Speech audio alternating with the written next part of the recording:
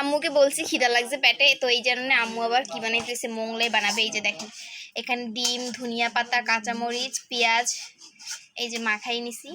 আর এই জায়গায় যে আটা হচ্ছে কিছুক্ষণ 10-15 মিনিট হয়েছে আটাটাকে মাখাই রাখছে। তো এখন এটা দিয়ে মোংলাই বানানো হবে। এখন এটাকে সুন্দর করে লেচি করে নিতে হবে।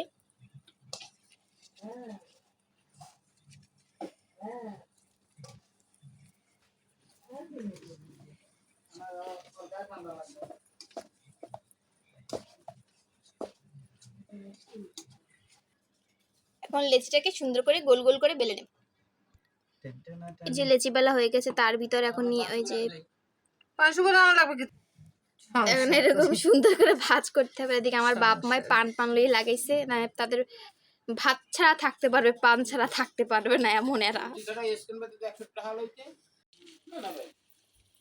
উল্টো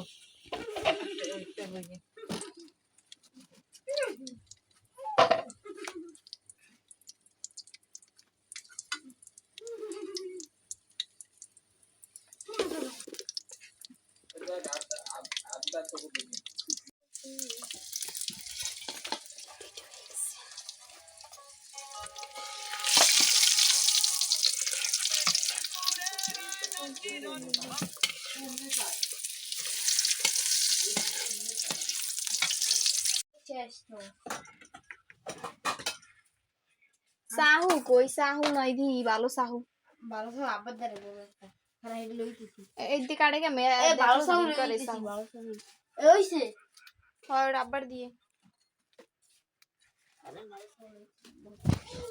নানু খাবা না কেন? না তোমার মা খাইবে না? আমি খাবো না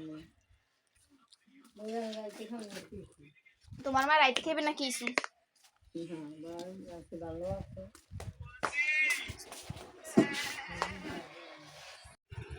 হঠাৎ করে মোংলাই খাইতে মন চাইছে, তো এই কারণে বানিয়ে ফেললাম। দেখেন কত সুন্দর মোংলাই, দেখতেই লোভনীয় লাগতেছে।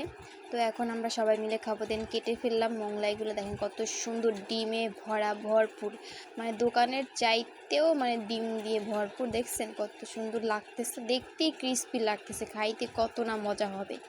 তো আমি খাবো, আপনারা একটু টেস্ট নেন মনে মনে যে কেমন হইতেছে আপুর রান্না করা। যদি চান তাহলে অবশ্যই রেসিপি দেওয়া হবে। এই পর্যন্তই।